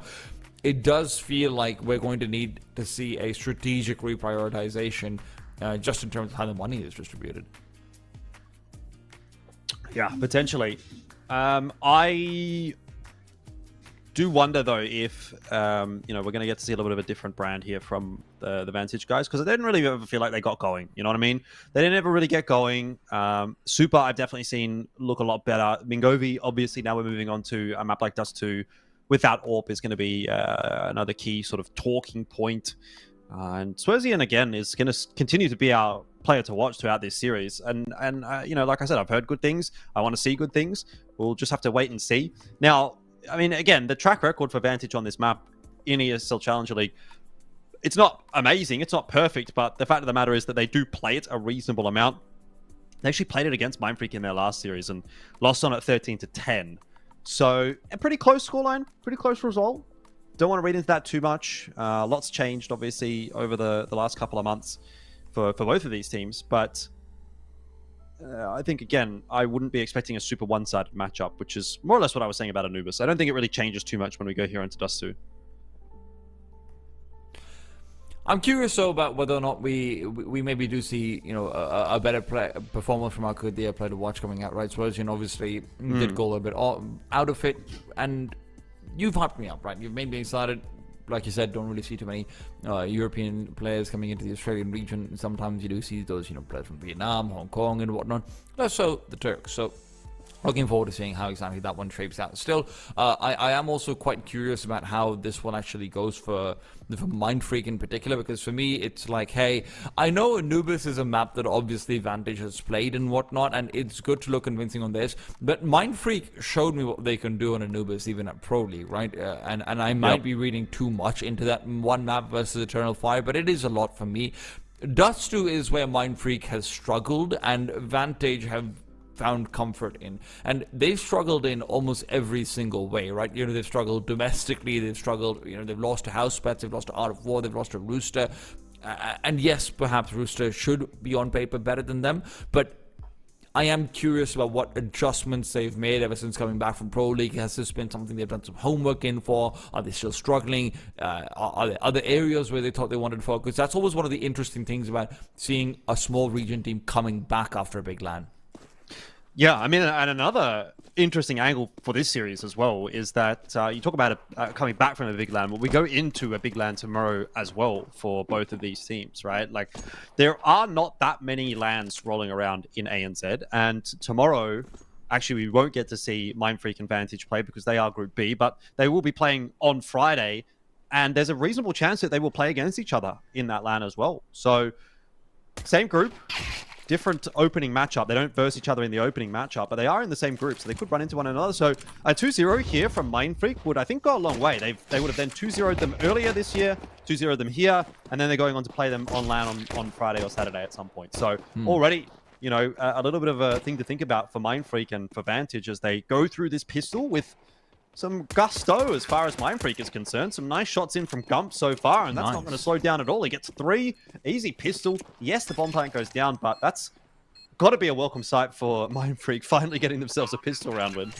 And Gump's obviously one of the first players that actually saw picked up by an Indian team back when, the Indian scene started to sort of come up big and whatnot. And I'll be honest, I wasn't necessarily the most impressed with him all the time, right? You compared him towards some of the Russian players that were picked up, like I think it was Muzu and whatnot, who were really dominating the local league. But it does feel like Gump's translated very well back into his own sort of domestic scene, where he's playing with his own sort of countrymen, better cultural connection and whatnot as well. He's actually been a pleasant surprise in that way for me. I really thought that maybe his career might be taking a dip afterwards, but he's continued to impress. Yeah, Gump has always been one of those players that I think hasn't what's the word, drawn too much attention to himself necessarily. Like, he's just always been there in one of these decent teams, And as long as he's got a decent team around him, he typically does get a bit of work done. And I'd say that's what Mindfreak is, as they hold on to this B site very nicely. Look at that from Crunchy and Tux. Perfect B hold. 3 for Tux, 2 for Crunchy. You love to see it. All guns retained. But yeah, I think this is kind of like the perfect team for Gump to be in, you know? Like, he's got some fairly experienced heads in the likes of Tux and Techstar, which sort of go hand in hand with where maybe Gump is at in terms of his career. He's been around quite a while now. And then you got a bit of a newer face in Pain, who probably only through the last maybe 12 months or so has really started to pop up at this level of Counter-Strike. So yeah, it's a nice little mix for him. And I think he slots in quite nicely. He has a pretty good job to do in this team, but he doesn't necessarily have to be like the guy for the team either. You know, you have names obviously like Techstar, probably for me would be the standout rifler in this roster, but Crunchy's getting a bit of work done at the moment as well. And then Pain obviously on the AWP too. So anything you get from Gump is almost even a big bonus at that point. And he doesn't go missing, really. That's the thing about Gump as well. Like, he doesn't have those huge, absolute fall-off games, which is a real benefit for Mindfreak. And it's always good to have players like that, right? I mean, you're looking back towards the prime of Liaz internationally. That's what he sort of used to be as well. That, hey, put him on an angle, he'll probably hold it for 1 and maybe be able to get away with, 2 on a good day, right? And that does give you a lot to work off of. Now, Vantage are going to be contesting the same bomb site with only 1 real player here, and it is Mr. Consistent, like we said. So Gump is going to have to come through and deliver performance. And he started off nicely, does take a fair bit of damage, but he's covered himself off. Backs in, lets Pain and Texas take these duels as well. And although it is traded at the end of the day, unless Drox finds another great Deagle kill, this is going to be round over, and it doesn't feel like it. Indeed. So overall, pretty good first 3 rounds there for Mindfreak. Lose a couple of guns here, but money is looking extremely healthy here on the CT side. You have the option now, with both Gump and Tux having died, to pick up the AWP, which I imagine is going to be going straight into the hands of Pain, and it is. So let's see where he decides to go, because Mingovi's also picked himself up an AWP on that T side. We are going to get that AWP matchup that we had hoped to see maybe a little more of on Anubis, but it is Dust 2, right? It's the quintessential map, so let's do it. I've seen some really fun just mid-duel ops in Tier 2 recently on the European side of things, where like teams are just completely basing their defense and offense around aggressively taking that mid-duel. Pains found Mengovi on the jump up, crouched into the doors. He will punish the attempt at information. Yep. That's what I'm talking about. You're going to get punished by this guy. Like, he is a really, really solid AWPer at the moment. And certainly one of the prospects in Oceania that people have got their eyes on. And it's for things like that. You know, you don't see that every day. You don't see that from every AWPer. But Pain's able to pull that one out like it's no one's business. And really awesome start to the first gun round of this map for Mindfreak, who already have a 3-0 lead. As if they needed any more help. They now have a 4v5. And Vantage have to go back to plan B. For the moment, they are just going to set themselves up default, see what they can do here now towards short, take a little bit of space there, but with the player still over towards upper dark, a player still spotting in middle, I don't think it's going to be too much of a commitment just yet here from Vantage. Even so, they've sent a player right down to CT spawn, and this is where Swerzian has to be careful. Pain was looking for the fight. Pain is punished instead. Jinx will now isolate Crunchy, and the damage is great. Gump allows a 1 versus 1 twice over. The second one not quite as successful, but while Swerzian looks for the bomb, he is still going to be found. Going back into the window, taken down. Bomb will drop inside the site, so Drox has a chance, but not a very good one. Oh, that incendiary landing incorrectly even helps them. Instead, nothing working out for the T side. Bomb will not be planted either. Mindfreak continue to dominate. Yeah, 3 guns taken through as well. It's a very, very healthy round. Money's in that awkward spot as well for Vantage. You know, you got a lot of players at sort of 3.4, well, 2 players there at 3.4, where you're like, well, we can afford a few AKs, maybe a couple of AKs, but do we really want to be buying across the board here? Seems the answer's going to be no. It'll be just a half buy, get the money back in line, take the L here. 3.4k loss bonus, you're going to get a great buy next round, but still at least give yourself something to play with. There's something that they have to play with, though, has not worked out at all. They've tried to go through an Incend, and yes, Incends have been pretty substantially nerfed, but it's More than enough for Mindfreak in that circumstance, and Vantage playing 3v5 for the rest of this round. Mingovi's been found out once again. Payne continuing to just take him down in this mid duel. And if there was any questions about who the better opera was at the end of Anubis, I think so far Payne has been giving us many answers. Super tries to get his name in the conversation, will not be able to do so. Mindfreak are just running over Vantage right now.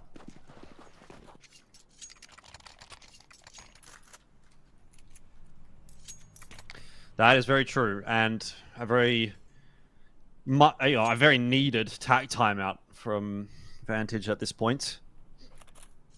So a bit of a chat going to be required here. Don't, by the looks of things, have the AWP purchased just yet, so it'll have to be Drox to drop that over for Mingovi, though Mingovi's hanging on to that AK. Almost hazard a guess that they're going to stick with the 5 AKs. That could potentially be the conversation that they're having right now. Do we want to have the AWP in this round? Do we want to go for the AKs? If we're going to go for the 5 AKs, what do we, what's our angle here? Don't really have B spawns, so maybe something towards A long. Feels like you're reading their minds, Jordan. Or maybe just their bodies and where they're placed. Flashes out overhead. Gump does not contest. He doesn't have company to do so with. Turns the corner, backs away. And while Jinx was thinking about pushing through the long smoke, he decides against it. Payne is just... I mean, it is an absolute treat to get to see so many head-to-head duels between ops. And Payne is showing us exactly what he can do.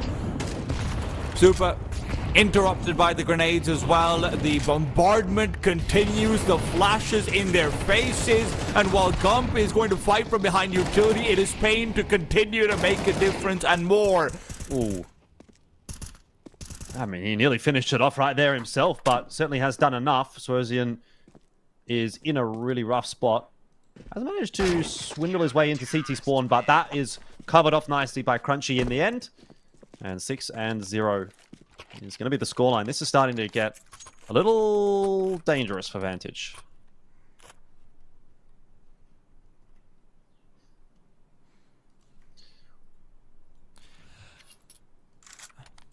And where we've been having Opt versus Op head-to-heads all along, Vantage are now falling back into 4 spies. And it's understandable, right? I mean, it's nothing's working for you. Mingovi is 0-6. 3 of his deaths have come down straight in a mid-duel.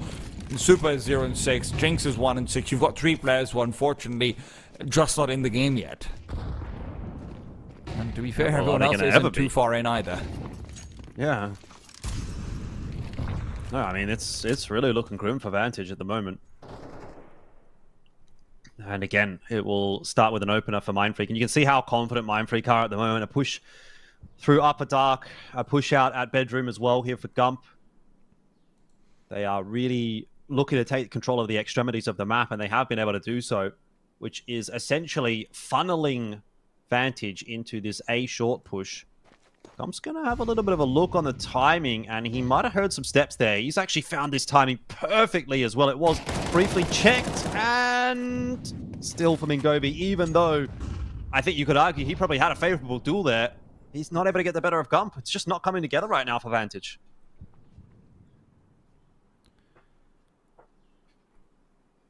What do you do, Jordan? I don't know, man. Like, you've taken the tack timeout. You've tried to change things up in terms of the setups. You know, they had the AWP in the first gun round. They went for the 5 rifles. Now you're kind of running out of money, so you're having to go down to the Galils. You know, you want to be like, oh, well, just, you know, let's try and give Mingovi another crack with the AWP. You know, got a bit maybe unlucky in that opening duel against Payne. But with what money? You know, you're going to wait another 2 rounds before you get an AWP out here for Vantage. I don't know if they're going to wait. Well, that's it, exactly. Like, you're down 7-0, so can you afford to wait? Probably not. Half buy for Mingovi at least, so he's going to get the AWP next round, I think. That's probably what they're really banking on here, but I mean, he's 0-7.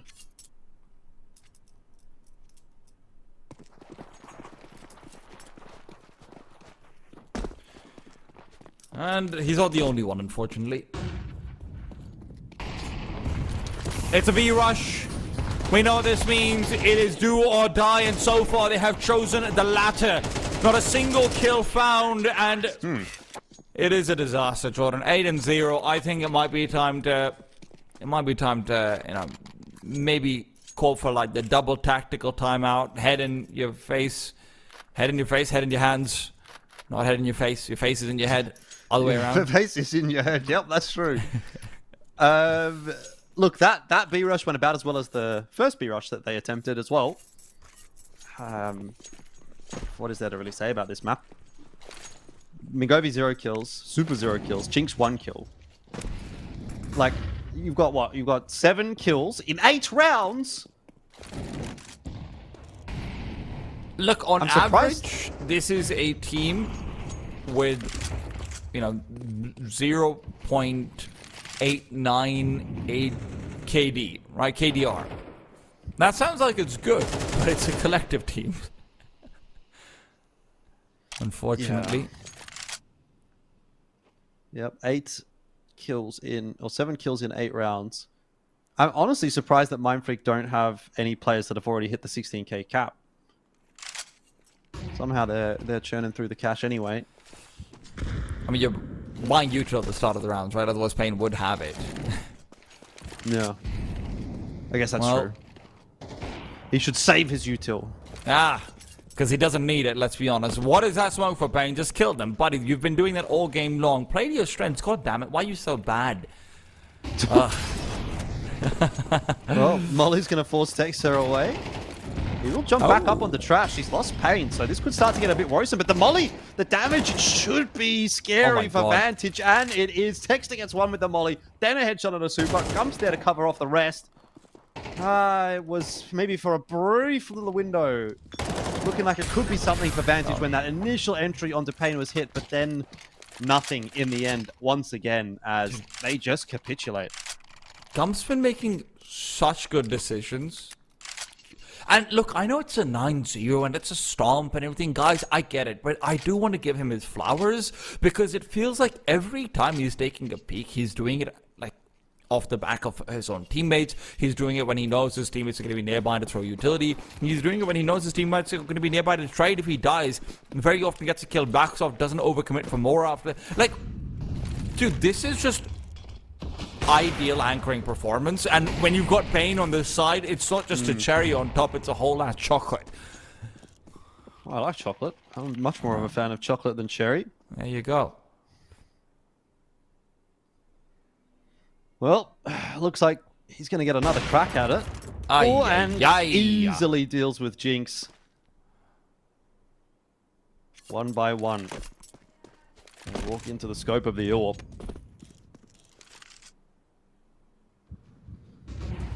Got double smoke into CT spawn for the mid to B. Look at that. Just... Okay, I think listen, in a way... At some point, it stops being about, hey, can we get a round? And it starts being about, hey, can we get a kill on Mingovi or Super? I'm less concerned about the 13-0 than I am about the 0-13. I'm just thankful, really, to both Mindfreak and Vantage for getting us back on track, because we had a bit of a delay at the start of the first map. It took a little while to get in, but the teams have decided that this series should end at the allocated time anyway. Nice guys. Got a DC here, by the looks of things. So we'll just take a nice little fly here around Dust 2. Yeah. If you could live in any apartment, unfortunately. If you could live in any of these apartment buildings, which one would it be? Would you live honestly, towards that's a great question. I think the one you have to choose though is the one like that you see over there, outside of the fence to the right side, and I'll tell you why. I'll tell you why, because you look at those terraces; those are some beautiful terraces. Yep. They do look like premium balconies. Yeah, exactly. And real estate's going to be low because obviously the neighbors suck, right? Everyone everywhere. But you don't get any of the grenades and flashes thrown in front of you. And, you know, that probably means you're not getting the smoke grenades, you know, really coming over towards your house either. Air quality is going to be an issue, but obviously you can always buy an air purifier for that. That's okay. But I just think that building looks like it's got, you know, it's had some work done on it recently. It's been having a good time. Maybe I didn't just buy an apartment. Yeah, fair enough. We're back in the game, though. Mingovi on the donut still. Super on the donut. You know, you talk about James Bonding. I mean, there's some extra levels going on here today. I didn't even know it was possible to take 1 damage from a Molotov. I thought that was reserved for the CT incendiaries. True. Gump's in a tricky position, but Payne's a tricky man. Actually, he's very simple. He looks, he shoots, and he kills. I will not level accusations against him like that again. Super. Once again, looking to chomp down on that donut, break that egg, but it's Gump to get the flank onto Jinx. And while Super is now starting to feel the nerves, feel the pain, it is a sandwich in middle that is waiting to be eaten. Super taken down. Drox will find another. And once again, the O's stay O's. Yes. Doesn't really seem that a whole lot will be changing. If it was going to change, if anything was going to happen on this map for Vantage, it would have already happened. Jordan, did you ever watch Wizards of Waverly Places on Disney Channel? I probably have seen an episode here or there, but I would never That's watch the one with a lot of Selena it. Gomez starring in it. If you Yeah. I can't rightly say I have any knowledge of it. Well, it had a song in it which went like, oh, oh, oh, it's magic. And right now, Vantage have got the 3 ohs, it's tragic situation going on. So maybe Selena can be called in because that's the only way we're getting anything out of them. Yeah. I think even Selena could help Vantage out. You know, maybe call attack pause, some motivational words from Miss Gomez. I would be motivated. That's true. I don't know if it would help me to win in Counter-Strike, but Super has at least got a kill. Woo! 111, so now baby! It's just Well, but maybe they can make it 11-1 as well. Yeah, maybe. Although Tux, he's going to deny the bomb plan at least. So there's something that'll come from that. Texter confidently going to take that next duel. Flash over the top. Does blind Texter though. So he can't continue to re-swing back on in. But Gump waits patiently for Jinx. And now this is going to have to be the most impactful 3 kills of the map from Super. He was on 0, but he'll only get 1 in the end. It is a 12-0 half from Mindfreak.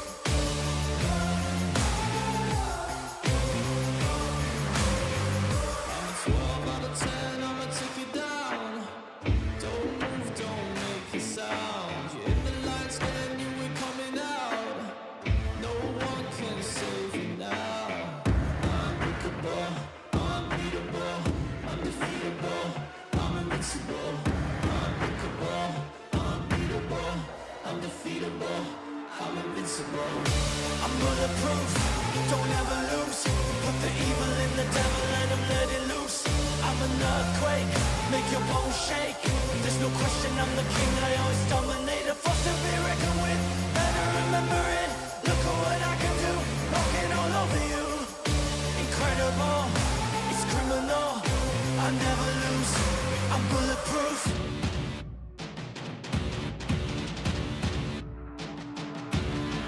Best in the game, we all know my name. Can't run now, it's too late. Got winning in my blood, in my DNA. It's destiny, it's fate. Unbreakable, unbeatable, undefeatable. I'm invincible. Unbreakable, unbeatable, undefeatable. I'm invincible. I'm bulletproof, don't ever lose. Put the evil in the devil, let him let it loose. I'm an earthquake, make your bones shake. There's no question I'm the king, I always dominate. A force to be reckoned with, better remember it. Look at what I can do, walking all over you. Incredible, it's criminal. I never lose, I'm bulletproof.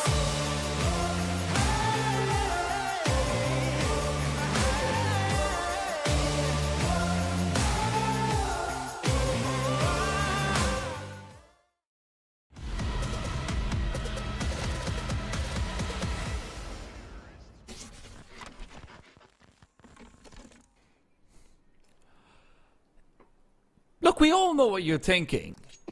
But we're not going to say it. We're going to see if it happens. It's Elfish Guy, it's me, T-Tom, and it's Mindfreak versus Vantage. Pistol round gets underway.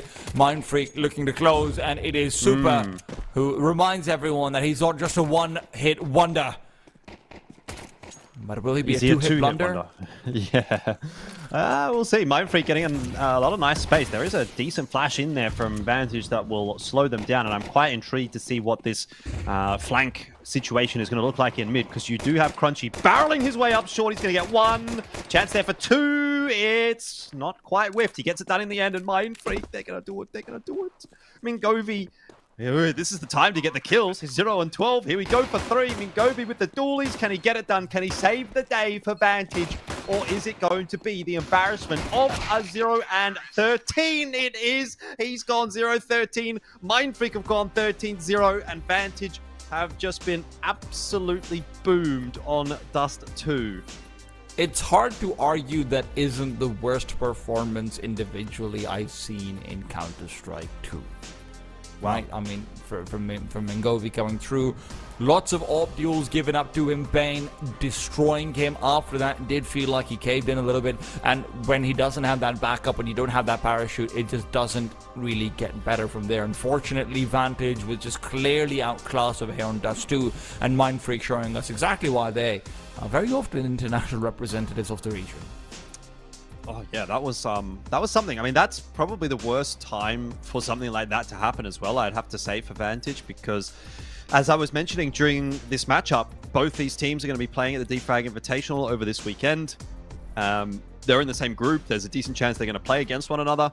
You're literally coming fresh off of a 0 and 13 loss into probably the first LAN tournament that a lot of these players have even played in Vantage.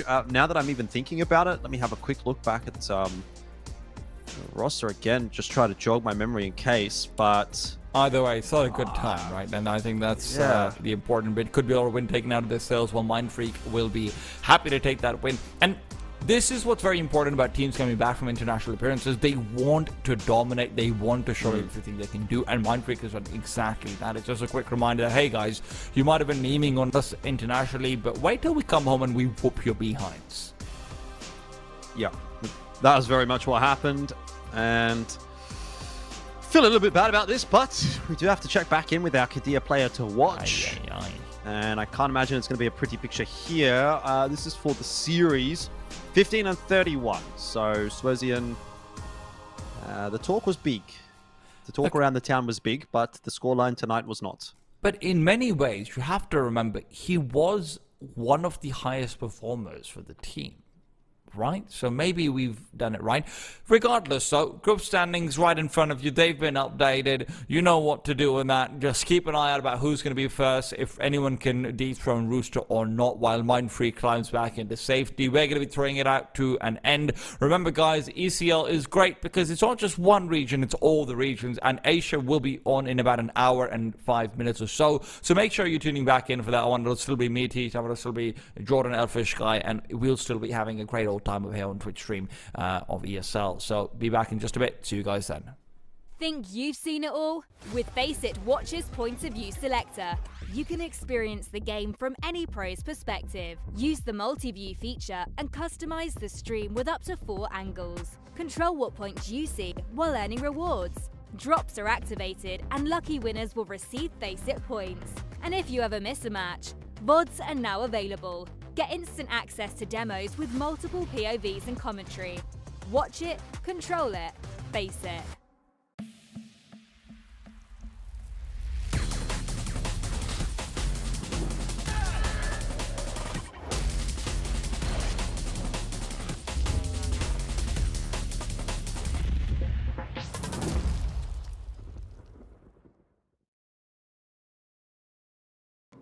Damn, guys, we almost had this. Thank God it's over. Bored of endless matchmaking? Take your first step towards ECL, experiencing real strategies against teams of your skill. Learn more at fce.gg/ECL.